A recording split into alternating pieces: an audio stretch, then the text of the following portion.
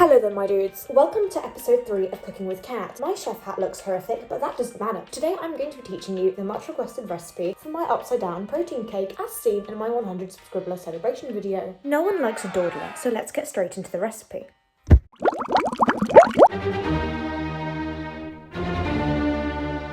For starters, grab yourself a blender, but be wary of the blades because they are in fact quite sharp. From the depths of hell retrieve some porridge oats or flour of choice, and make sure you've got the pair of kitchen scales handy as well.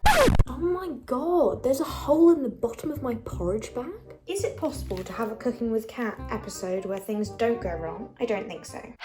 Ignoring that little mishap, go ahead and pour 40 grams of your porridge oats into the body of the blender, because we're going to be decimating that stuff to dust. Alternatively, pour 40 gremlins of a flour of your choice into a medium-sized mixing bowl.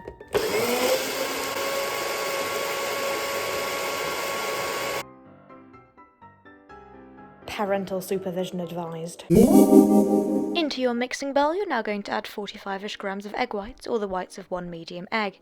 Look, the resemblance really is uncanny. When that's been done and dusted, pull out your trusty Greek yogurt and add 85 grams of that. Whilst these clips may not be the most flattering presentation-wise, I have been known to eat a kilo of this stuff in a day, and I can assure you it's delectable. Make sure to add those blended oats or flour of choice, and do not ever forget to add a pinch of salt, because it is essential. Trust me. Next up, it's protein powder time. Add 25 grams of that stuff, or if you're weak, 25 grams of extra flour and half a teaspoon of vanilla extract. Okay, think fast. Baking powder for leavening, cinnamon for Christmas vibes, and... I look like an elf, can we stop this please? Yes, let's add some vanilla extract too, for good measure. Half a teaspoon of all that good stuff. To add a little sweetness to this concoction from hell, add a tablespoon of sugar or sweetener to your bowl. Now it's time for some fruit. It's always been very important to get in your 5 a day, and this cake is a perfect way to make that vitamin consumption a little bit more attractive. It's naked. No. Peel a small apple and cut it into slices, and then pull out your miniature frying pan because it is absolutely iconic, not just because you need it for this recipe, and sprinkle some more sugar or sweetener onto the base of said pan. Now that you've done that, assemble your apple slices into a cult-like circle or whatever formation your heart desires and pause. Do you hate apples but want to eat this cake? Well, let me introduce you to a little miracle by the name of substitution. For this masterpiece, you can also use banana, pear, or any stone fruit such as apricots or peaches. Do not sue me if you attempt to make this cake with any other fruit not mentioned above, and end up burning your house down. This is an official warning. If it's watery, it ain't gonna work. Now back to the important stuff.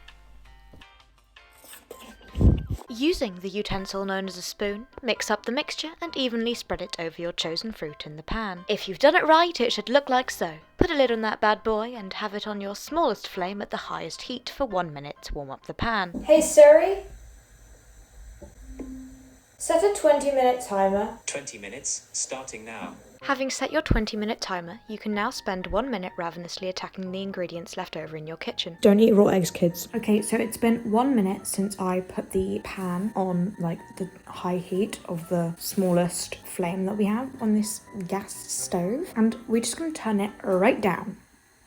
I hope that makes sense. I'm really great at doing thumbs ups. Thumbs ups? I'm going to copyright that for the Cat Brantfella dictionary. It's probably just because I'm fed up with doing peace. No, peace is iconic, let's be honest. We don't even need to be honest, it's just the truth. What I was going to say before I went off on a bit of a tangent is that you now want to keep the cake on the low heat for the rest of the 20 minutes. And whilst you wait, you can, do the dishes, clean up your kitchen a little bit, make sure you've put all your ingredients away, wash the floors, clean the walls. Yeah, I'm not gonna do that. You can do your homework, do some productive things in those 20 minutes while you're waiting. The timer's finished. Stick in a skewer, make sure it comes out clean, flip your cake, and... oh, Christ. Why does this always happen? So I burnt it, because that's what I always do when I film. I will insert a whole lot of pictures, because I have like a billion of them, of what the cake looks like when it's not burnt and when it's beautiful, but you're gonna have to deal with this representation of what it's supposed to be like for today's video, okay? Go ahead and transfer your hopefully unburnt cake to a plate and add some powdered sugar if your heart so desires. Powdered sugar can save anything. Hold on. Can we switch the language?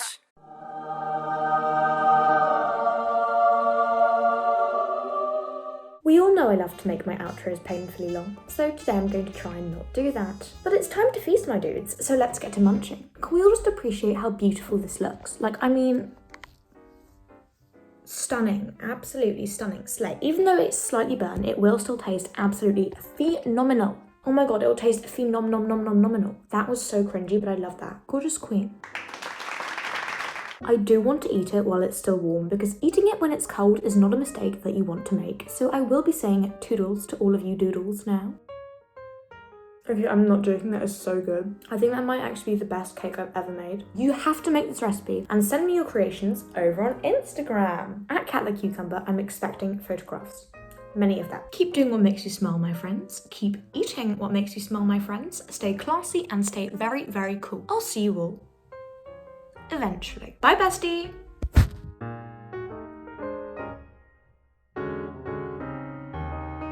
Well, that didn't last long.